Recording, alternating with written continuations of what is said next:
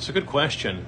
I would suggest that, you know, well, I mean, as I've gone over a couple of times, that the currency, if you're going to do a hard currency, it has to be actual hard currency. So in other words, not a backed currency, right? Remember, anything that's backed, whether it's, you know, like, oh, we're going to do a gold backed something or other, just keep in mind that you're going to end up with, if the inevitability, they're going to print more digital dollars, for lack of a better word, or digital currency, or paper currency than there is anything to back it. So, to your question, what is the, how would that work in a society? Well, it starts with people just demanding, saying, hey, you know what, here's my little bag to put gold in, or whatever you're choosing. Fill her up the old-fashioned way, not this other stuff. And by doing so, if people were to do that, and this is a little bit of a boring conversation, but I do want to answer this question. But in doing so, you force the matter. You press the issue of, do you have any money to cover any of this, anything, or are you just printing money out of nothing? Or are you just going to counterfeit it? Because the reality is that almost every fiat currency that exists right now, or debt-based currency that exists right now in this world, there is nothing backing any of this at all. It's just bullshit. It's not even full faith and credit anymore. It's because there's no faith and there's no credit. Okay, the people of this country. I mean, I talked to a pretty good cross section of folks. And one of the things that I notice is that regardless of who I speak with, they all tend to agree that this is kind of unworkable. And more people are starting to compare notes, and they're starting to realize that, hey, you guys all thought you were on the left because you were all down with septum piercings and purple hair. And not realizing that, dude, this is affecting you too. Right, it's the one thing that we all have in common, right? It's why I talk about money here predominantly. It's the one thing. It's the one thing we all have in common. I didn't realize I was this dirty, actually. Holy shit, I look like a goddamn chimney sweep. Well, anyway, what the hell? Sorry, there's wire loom. It's like being on the set of a Terry Gilliam movie. So, anyway, what you're doing is you're just saying, as a society, hey, we don't have any faith in you anymore. We don't have any faith in the bankers. We certainly don't have any faith in the bankers. We don't have any faith in the governments. We don't have any faith in any of this. You guys are going to show us something real. And if you do that, then they're not going to want to do it, right? You understand? This is let me I'll tell you the real truth.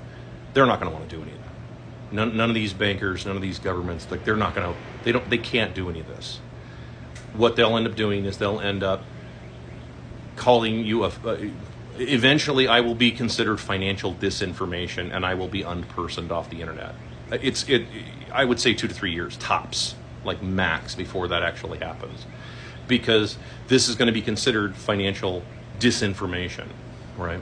They want to push the CBDC idea, for example, and all that does is just control your individual inflation. So you get to have higher, you personally can have higher inflation, because you're not as good as the other guy. You're not a good slave, right? The good slaves will be rewarded, the bad slaves will be punished. But that's not true either. And this is something that all you people out there who think that, well, I've got nothing to hide, it's okay, I can just go along to get along. No, the math doesn't work that way. That's not how math operates, okay? I'm explaining to you how this will work. Because what if you all behaved? What if you were all good slaves, right? Okay, do you see the problem here? It's the same problem you have right now with everybody getting a college degree. It's if you all do it, okay, there isn't enough to go around, which means that no matter how good you are, someone is going to be on the tail end of that, okay? And it's going to be the most productive people every single time. Every time it's tried. Every time. I don't give a shit. You guys have got to stop with this bullshit capitalism versus communism shit. I've done like 4 videos on this now. You have to stop this. Capitalism is a made-up goddamn word. You either have a free market or you don't. That's it. Either you have a free market or you do not have a free market. That's it. Okay? So the outcome, does it really make any difference if it's a giant goddamn government that you're enslaved to, or a giant goddamn corporation and banker-run hellscape? Does it make any difference in the final analysis? If you're just one of the cogs and one of the slaves doing all the shit work, right? All the productive stuff. Does it really matter who you're enslaved to? No, it really doesn't. I'm not going too far afield. This is all connected. Just keep in mind, think about this. Think about every video that you've ever seen me do, if you've ever followed any of my work. This is all one conversation. This isn't me like hitting certain topics and saying, oh, well, that's not related or anything. Like, no, this shit's all related. Because most of it comes back to money. Most of it, not all of it, but most of this shit comes back to money. It comes back to money, comes back to energy, comes back to life itself. That's what ends up happening. So,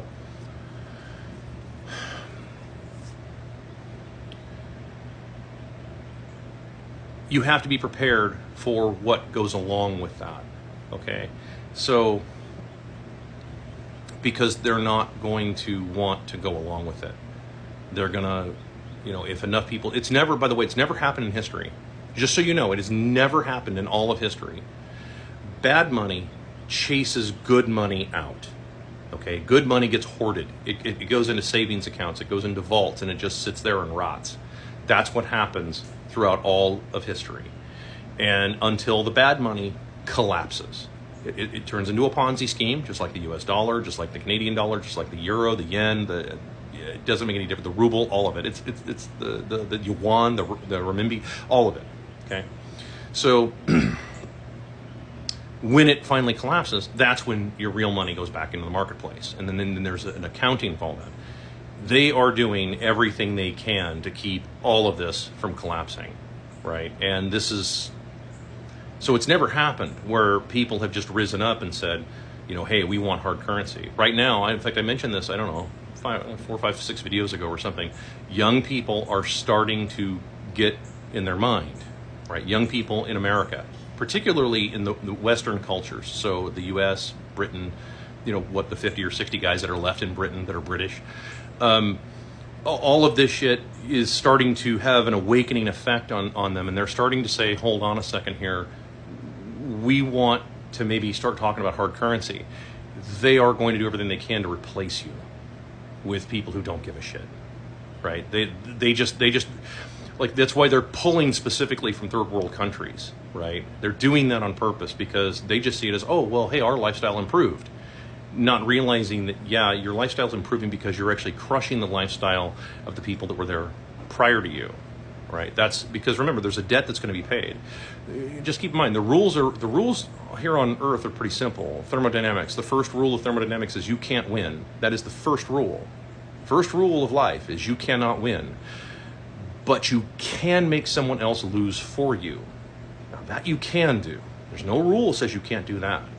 And unfortunately, lots and lots of people have been made to pay all of these debts that other people have incurred, right? So there will be an accounting at some point, and I don't mean like an actual accounting. I'm talking about just a metaphorical accounting. I mean, it will come home to roost, but they're going to put it on you to pay all of this. They're going to put it on you for all this.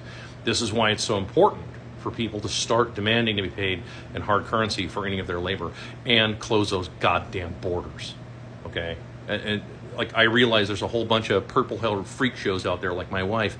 Well, not that she's like this, but I mean, purple hair. She lost a bet anyway, or something like that. Anyway, so my point is that there's a bunch of guys out there saying, no, open the borders, man. The tired and poor, hungry masses yearning to breathe free and all that bullshit. And it's like, no, that's not what's happening. What's happening is you're being replaced and your lifestyle is being destroyed deliberately. You're being wiped out. So that way, the bankers who caused all these problems never have to actually pay what they're supposed to pay, which would be, in many cases, the ultimate price, at least historically speaking.